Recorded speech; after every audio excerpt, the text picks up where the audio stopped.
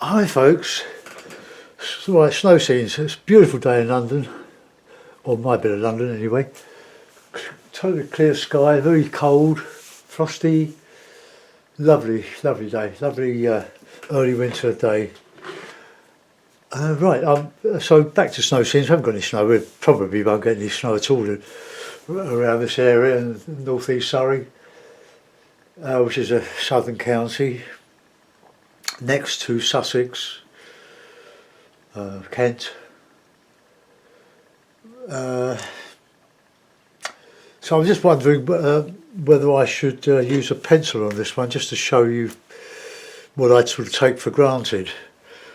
When I do my bare trees, I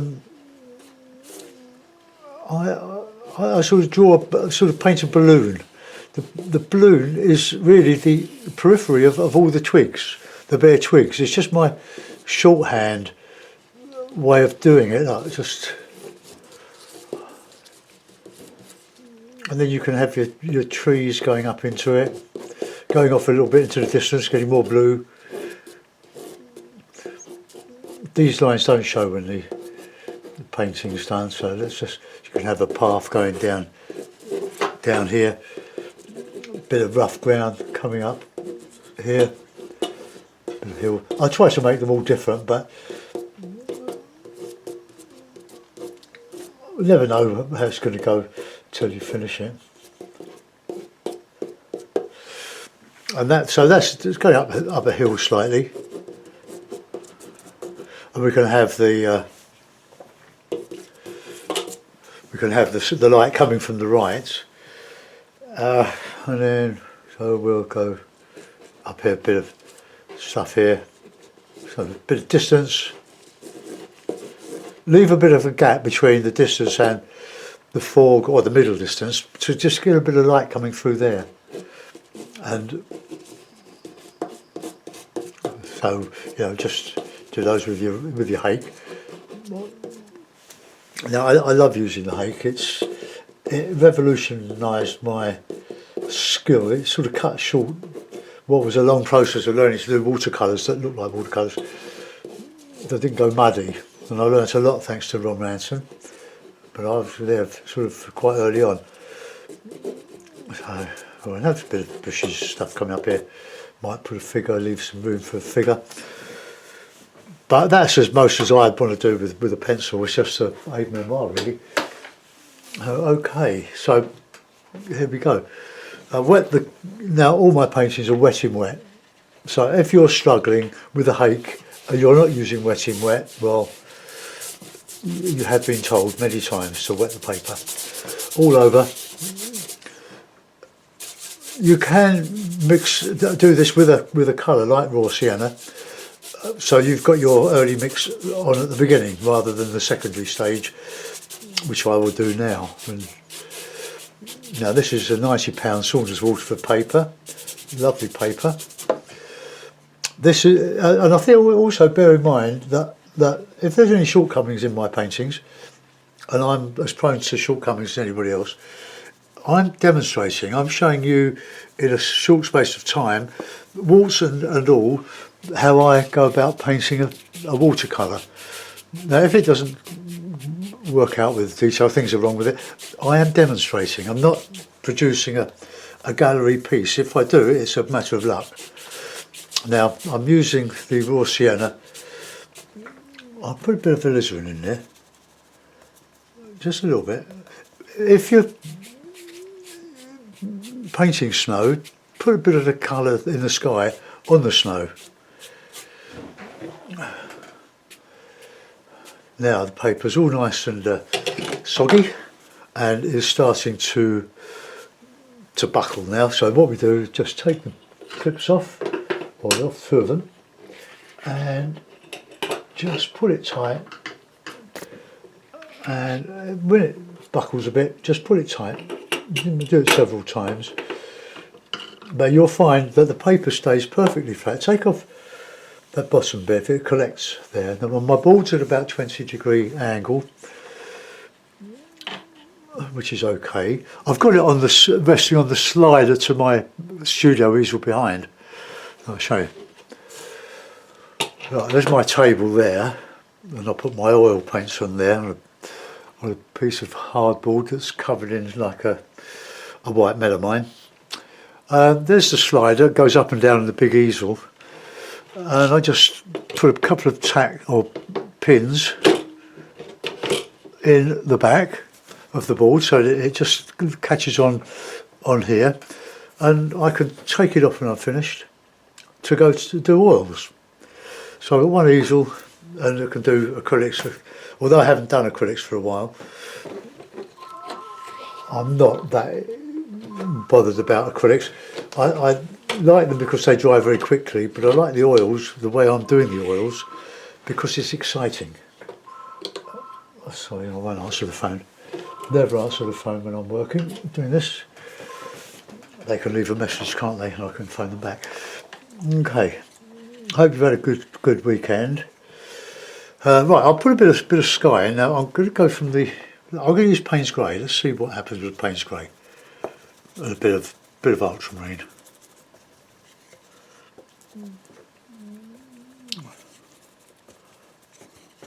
So let's just get.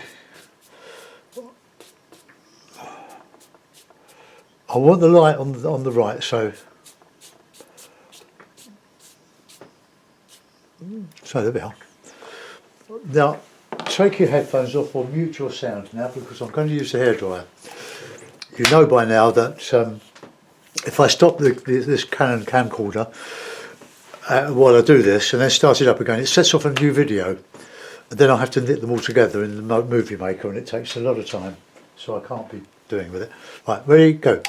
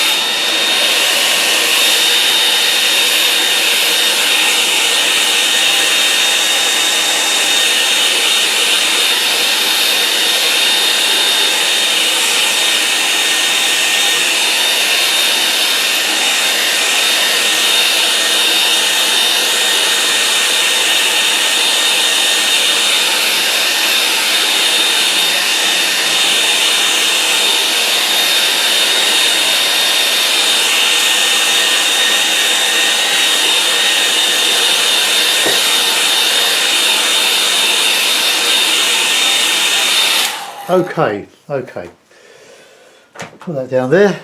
That's all lovely and flat. Look, perfect. So we've got our light behind the trees. So we'll do the background first, I think. And we'll start to put in the background. Same colour as the sky, but just a little bit more intense. Now, very light touch, and with not too much water on the brush.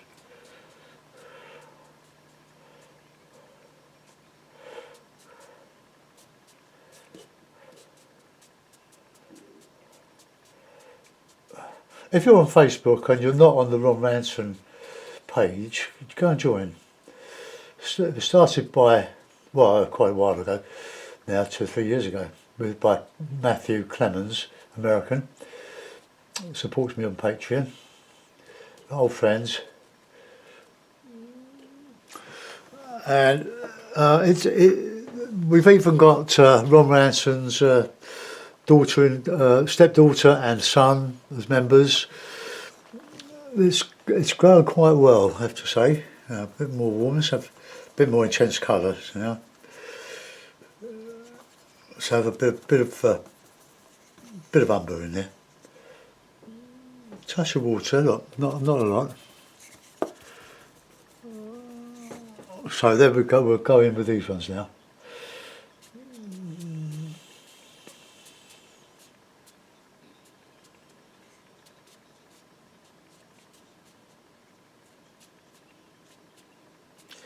So I get some nice shapes in all this. Coming down there.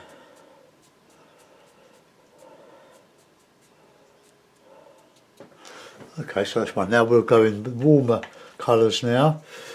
Bit of umber, perhaps a bit of burnt sienna as well. Touch of blue. Right, let's get these in now.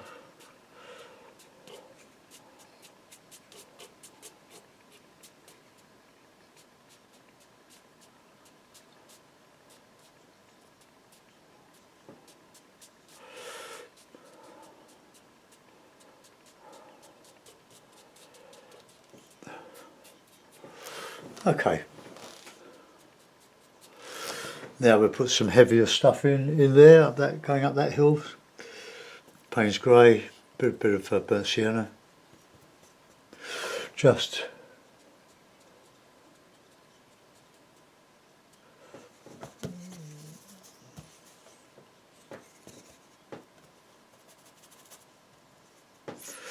get some warm in there.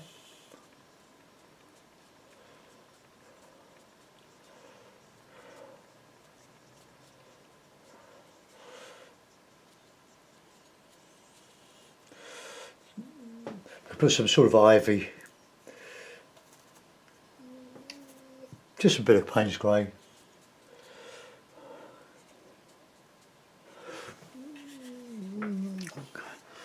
Right, now I'm just sort of putting just a little bit of texture in here, sticking up from the snow.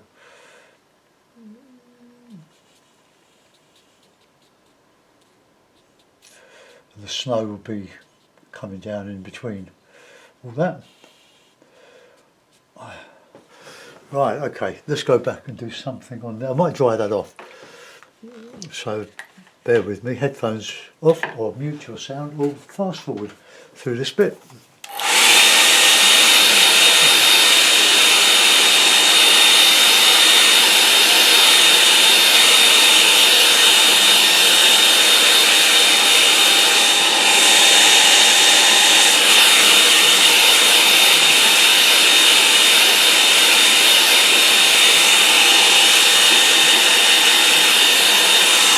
Okay, well that's the bones of it, and over that I'm going to put some heavier stuff to show some twigs coming forward. Hopefully, I hope it looks like that.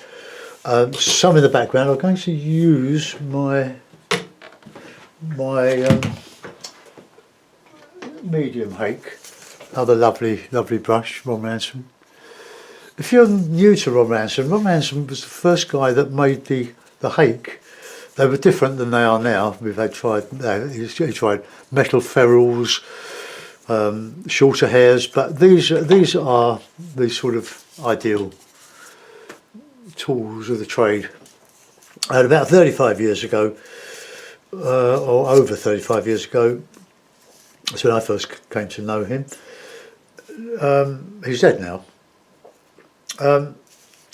He discovered this brush. He wanted to learn watercolours, and he was very, very inspired by one of our great watercolourists of the last century, Edward Seago. But I don't think Seago used a paintbrush. I mean, sorry, a hake. He used sables, rounds. But Ron Ransom discovered the hake, I think it's Chinese hake, and just revolutionised, just simplified everything. See, the problem with watercolour painting or any painting is detail, is overdoing the detail. But clutter, he called it clutter. You don't need a lot of detail in landscape. We just create an impression of detail. So let's just start with a bit of texture in here. Look, just use the hake on its edge. You can refine it with a rigger a bit later, get that in there, and try to, I forget this myself, try to get your trees going different directions rather than a regiment all going the same way. I'll put some rigger work on those because I want some bits and pieces sticking out of them. The ones behind I'm going to put in some bluer ones, obviously.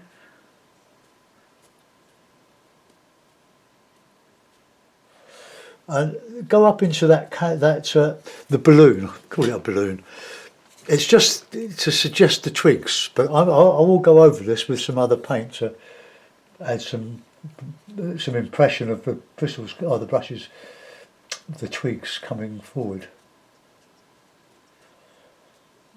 We're going to add a bit more blue in that because we're going a bit distant. All helps create an impression of recession, aerial perspective. And we'll go in those different ways, different thicknesses, get some in the back here.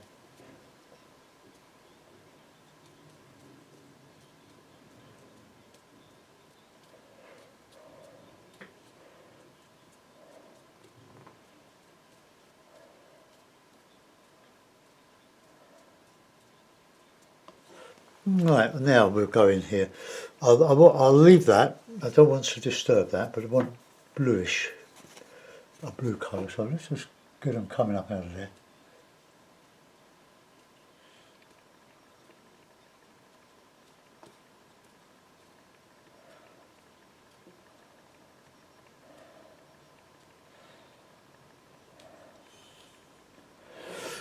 Okay, we'll let that go for a minute. I'm going to let it dry off because I'm going to put much more filigree in there. Okay, now we've got to do some texturing in here. So texture and tone, light against dark, and an impression of detail. I really don't like detail. I spent a year doing Venice paintings for a gallery, a great experience, but I used a lot of suggestion in those because the rougher the better. As long as the what detail you put in or the texture you put in, it's there to suggest something, to give the onlooker something, to the viewer something to translate in their brain. That's why you don't, if you do a fence, don't do the whole fence, just leave the lumps out. The brain will connect the dots, so to speak.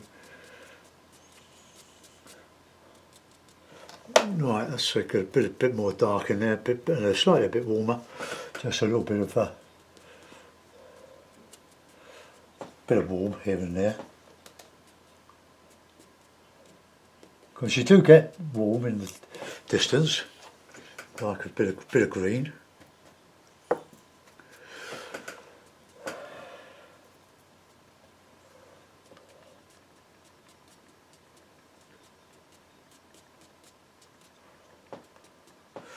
Okay.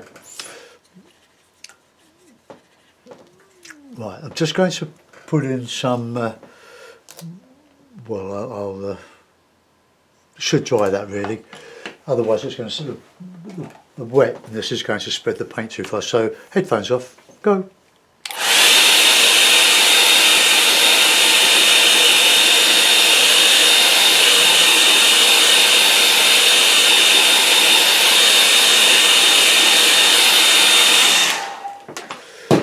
Okay, now we'll put in a bit of, we can put some green in there,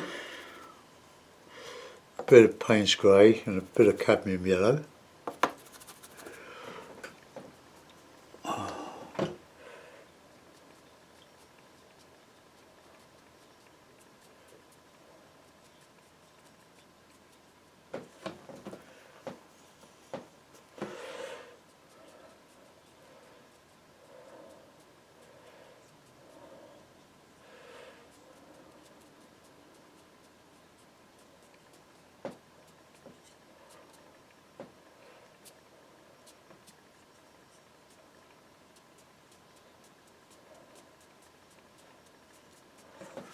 Okay, get the rigger.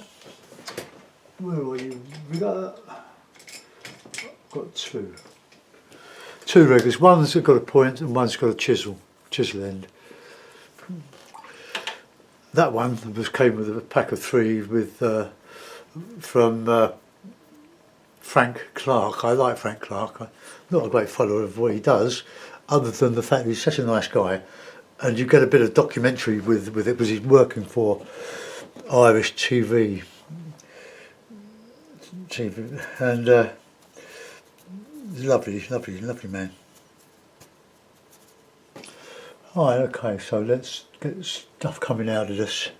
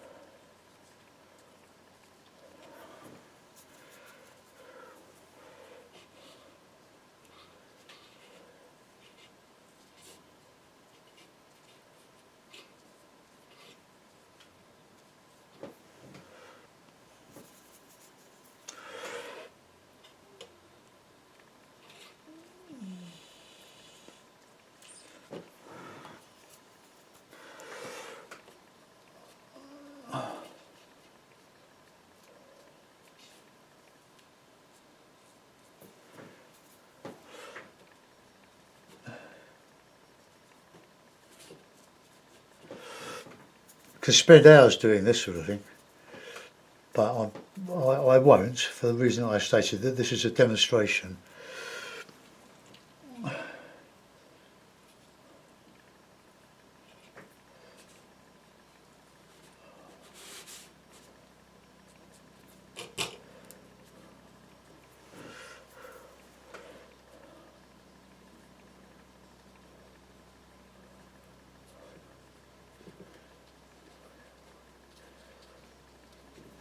Well, just adding bits of filigree, some going out of the picture.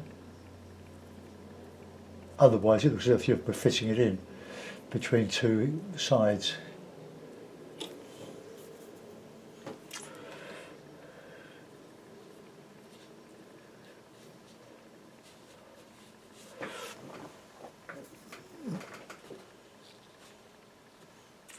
You need a lot of water for your brushes, so we get to dilute the paint.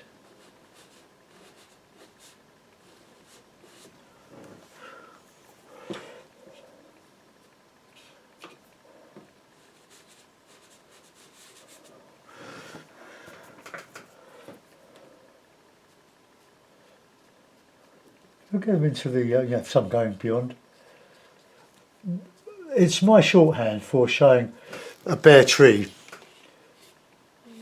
I can add a bit more dry brush on it, show a few leaves if I wanted to, but you can see that that represents the shape of the tree rather than what is actually there.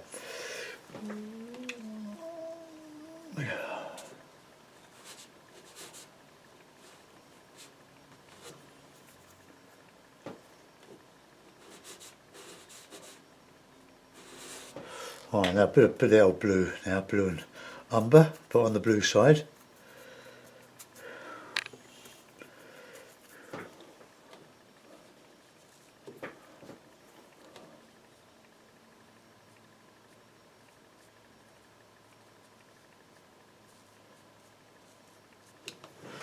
Oh, put my finger in the juice.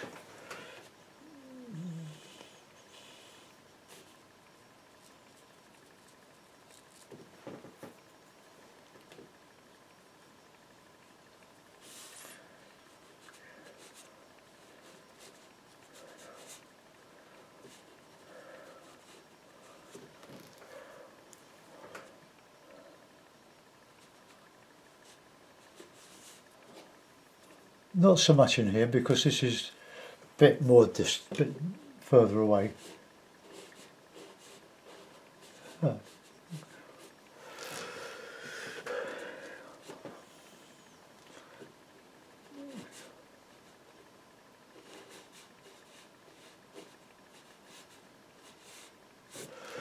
Right, that'll do. That's quite nice. Now we'll do a bit over the back there, a bit in here. Now we know they're trees, but let's put some of this in. While I'm doing this, I've got a board drying with recently gessoed board, so I'm doing this as a sort of time filler as well. I could dry it with this gesso, but it would take quite a bit of drying with a hairdryer at the moment. It's quite thick, the gesso. If you're interested, I use Winsor & Newton Galleria as a gesso, and if I want to stiffen up the white or make it even more opaque, I can just add some ordinary white emulsion.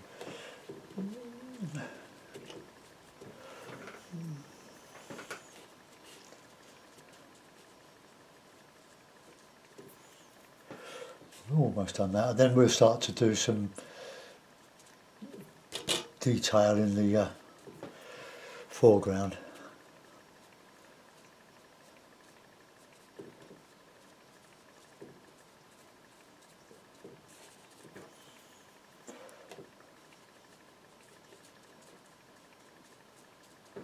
Okay, well that you can see what that is. Now put the rigger to one side. Now we'll start doing a bit of texture, and then we can put some shadows coming down that bit of a hill. And that's nicely dry. Then we'll let's have a bit of dry brush. Oops, a bit more blue.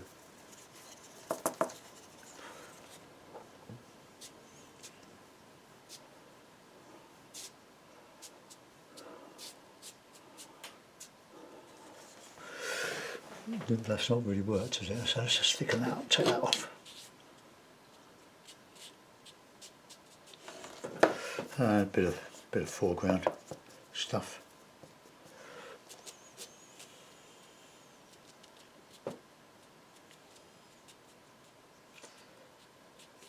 Bushes, getting warmer as you come into the foreground.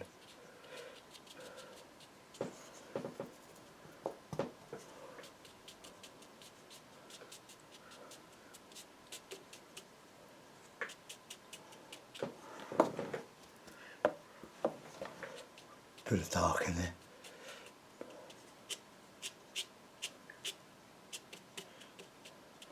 Put a bit of rigger work in there.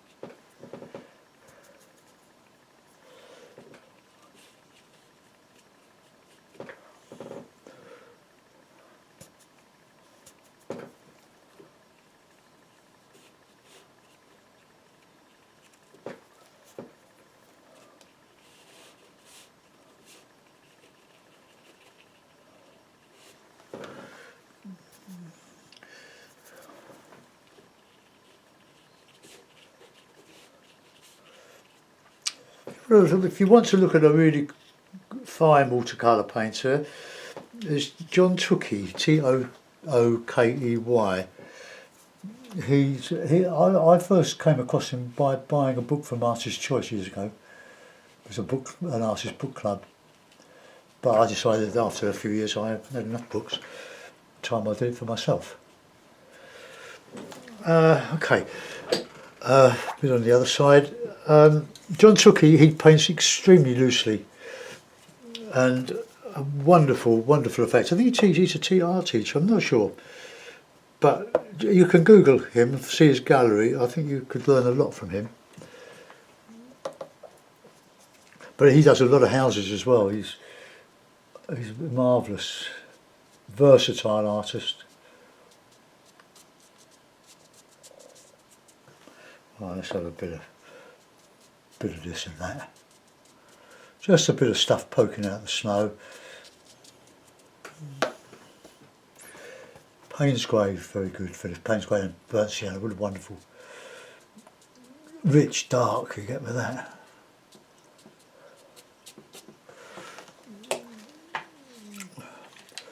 Oh, I put a bit of detail in that. Get me rigger.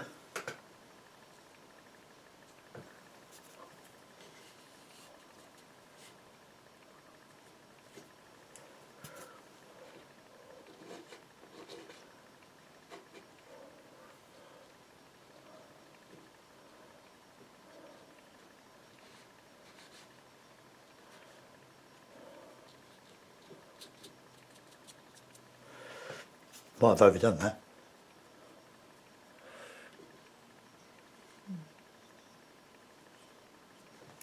A bit of an old tree there. I'm going to give this a dry. Let's just anchor the trees there, and we'll put in some shadows. Put that back. I'm enjoying this. Right, fast forward or mute or whatever you do to stop hearing this, or put your fingers in your ears.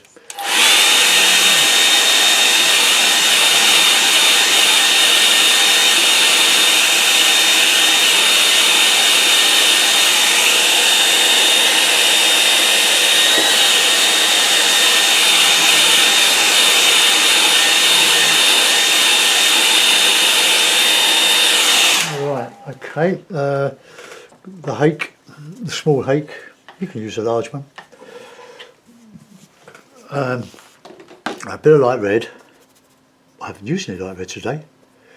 Just a touch of light red, and we'll just bring the shadows down here.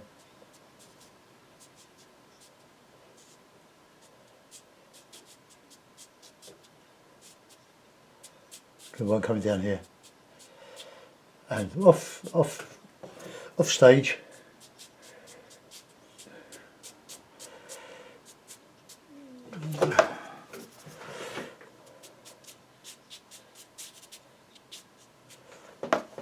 Okay, so what we've done there is just to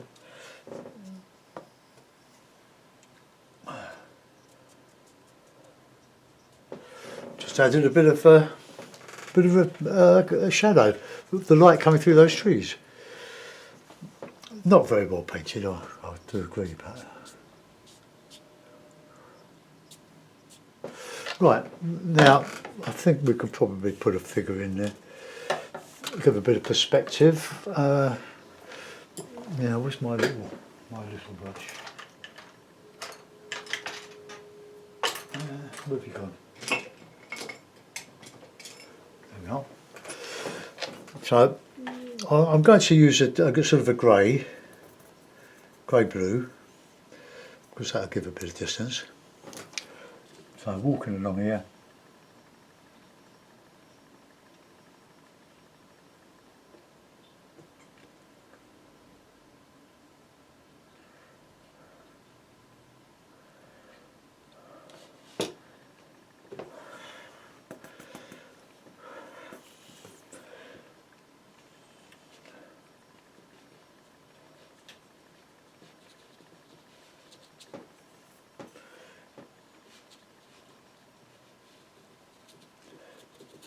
Just some bit of this and that. Nobody's been down there before. So he's plodding along. You've got to be careful to make sure your figure is relates to the tree, and you can have a small figure there, but it will make the tree look as if it was like from another planet.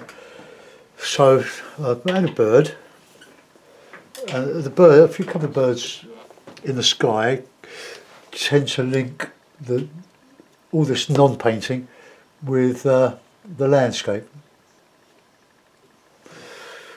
Okay, well there we are. So let's put a mount around it, and we'll have a look, see what we've done.